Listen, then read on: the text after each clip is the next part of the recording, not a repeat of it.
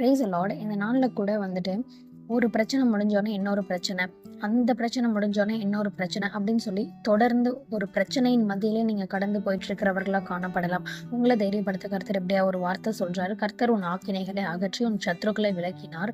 இஸ்ரவேலின் ராஜாவாகிய கர்த்தர் உன் நடுவிலே இருக்கிறார். இனி தீங்கை காணாதிருப்பாய். ஆமென். கர்த்தர் சொல்லிட்டாரு, இனி தீங்கை நீ காண மாட்ட. இவ்வளோ நாள் சத்ரு உன்னை ஒடுக்குனா, நியாயக்கேட்டின் மகன் உன்னை ஒடுக்குனா, நீ இவ்வளோ நாள் விட்ட கண்ணீர் போதும் அப்படின்னு சொல்லி ஏசப்பா சொல்றாங்க. இனி நீ தீங்க காண மாட்ட.